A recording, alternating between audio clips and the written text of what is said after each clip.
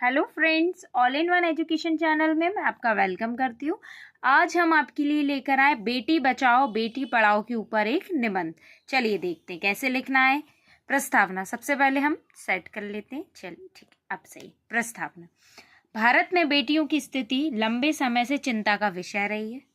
समाज में लड़कियों के प्रति भेदभाव, कन्या भ्रूण हत्या, शिक्षा की कमी और बाल विवाह जैसी समस्याएं देखने को मिलती थी। इन समस्याओं को दूर करने के लिए भारत सरकार ने बेटी बचाओ बेटी पढ़ाओ योजना की शुरुआत की। यह अभियान न केवल लड़कियों की सुरक्षा को प्रोत्साहित करता है बल्कि उनकी शिक्षा को भी बढ़ावा देता है।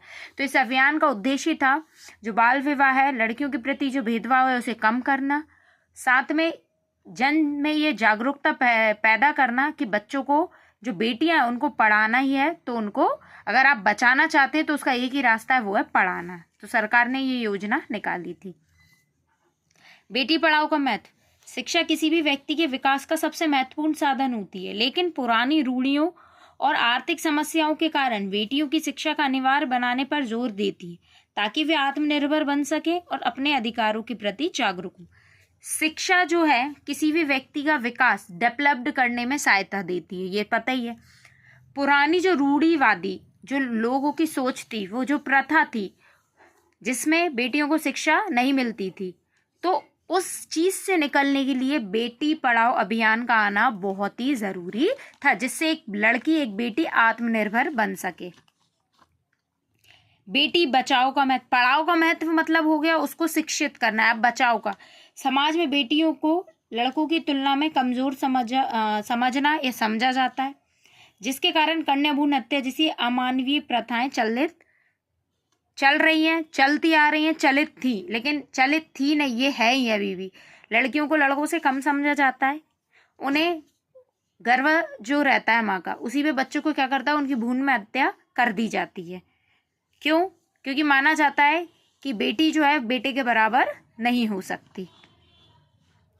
कन्या भ्रूण हत्या पर सख्त कानून। अब जो भ्रूण हत्या हो रही थी उसके लिए कठोर कानून बने और दंड का प्रावधान किया गया।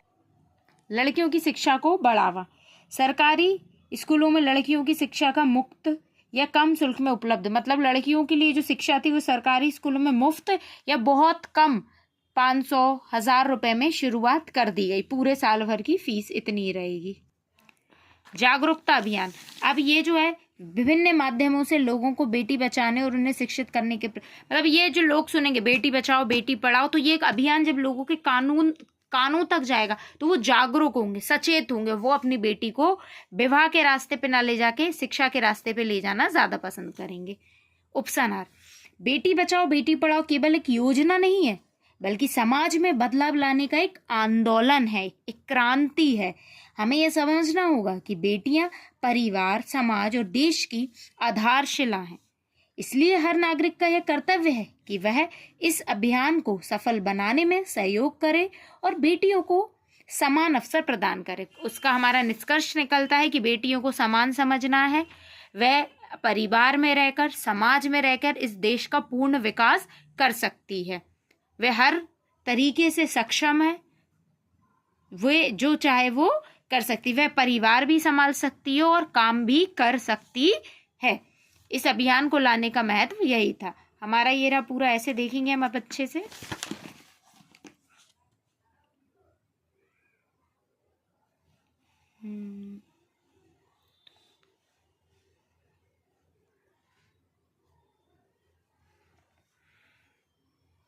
अगर आपको किसी और टॉपिक पर ऐसे चाहिए तो प्लीज़ कमेंट करिए। Thank you for watching.